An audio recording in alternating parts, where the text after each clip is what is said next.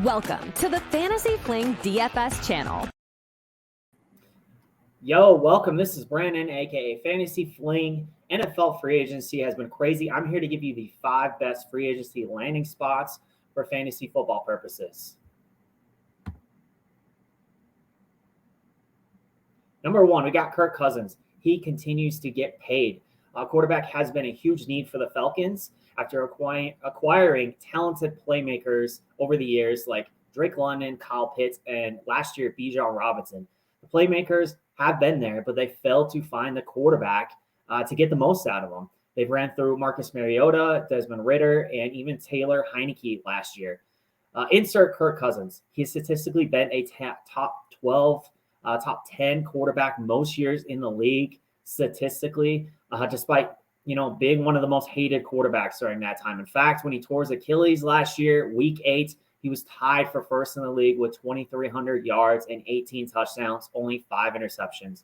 During that same time frame, Desmond Ridder had a third of the touchdowns and he had more interceptions. So I think Cousins can get the most out of the playmakers in the Atlanta offense, as Pitts, London, and Bijan will all be on the rise next year and primed for big years.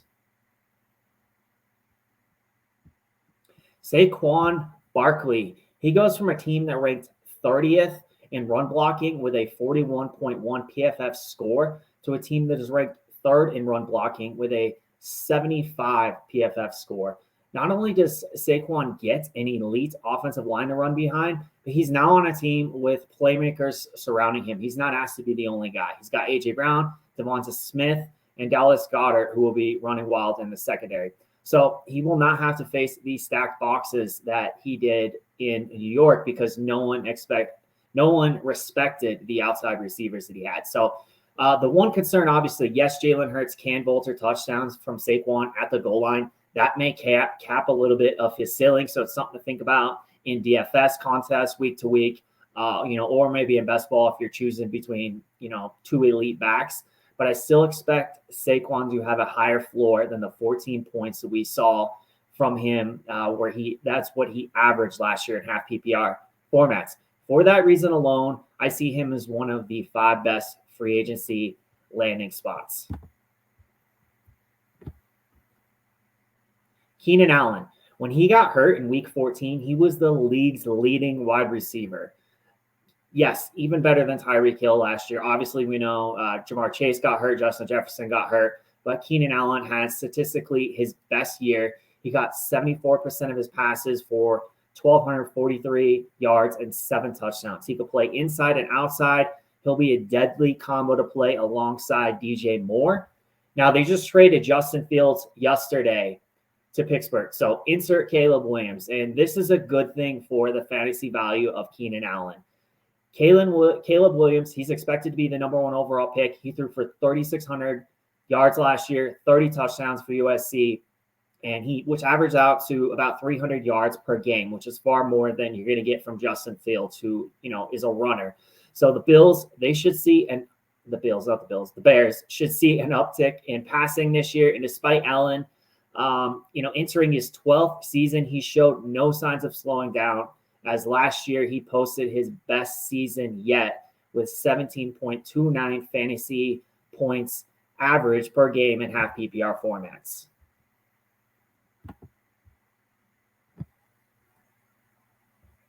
Derrick Henry.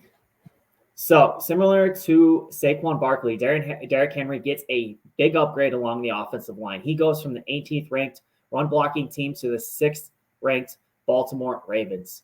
The Ravens are similar to Philly in the fact that they have playmakers. They have Lamar Jackson. They have Zay Flowers. They have Mark Andrews, obviously Lamar can sling it to these guys. And he won't be seeing the stack boxes that he saw in Tennessee because no one respected the passing game. So furthermore, I do think, he is 30 years old. It's a little cause for concern with most backs. However, last year, as we saw, he still had a good year. And he's just built differently than most backs. He's 6'3", 247 pounds, did very well running behind the 18th ranked offensive line. And we had 1,100 yards on 200 carries, over 4 yards per carry and 12 touchdowns. So barring injury, I'd expect those numbers to climb as Gus Edwards he's gone. Keaton Mitchell, we saw he had a major knee injury late in the season, so I'm not expecting him to be back anytime soon. I think Henry is going to get a lot of the load, and I think he's going to answer the bell. Last, we have Josh Jacobs. So recency bias, this is going to be one of my flag plants because recency bias will tell you that Jacobs, he's not an upgrade from Aaron Jones. And that may be true because Aaron Jones is really good himself. And he came on late last year. But I'm willing to take a stand here and give you several factors as to why I think Jacobs will be better than Jones in 2024. Number one, Josh Jacobs he's younger than Aaron Jones. He's a few years younger and a whole 3 years younger by NFL standards. The wear and tear for a running back, we know they have short shelf life. So 26 years old versus 29 years old, I will definitely take that. I also think Jacobs' slow start to 2023 could partly be attributed to his camp holdout. Players who miss a large portion of camp, they're normally going to start slow. We see it time and time again. Also, Derek Carr to Aiden O'Connell. I mean, Derek Carr's no world beater, but it was a big drop-off from at least in the very beginning of the year. We saw, Aiden O'Connell come along later, but it's a drop-off in overall production of the offense.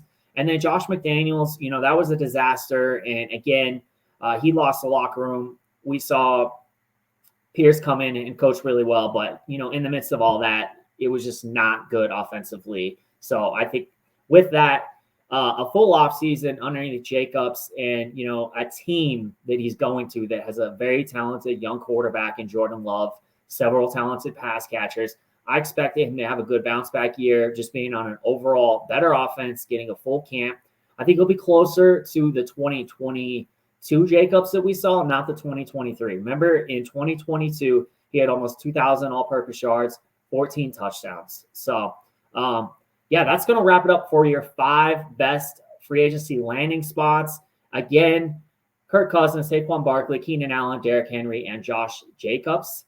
Now that free agency is winding down, who do you think? Who's your flag plant player for the year? Let me know in the comments. Who do you like? Who do you not like?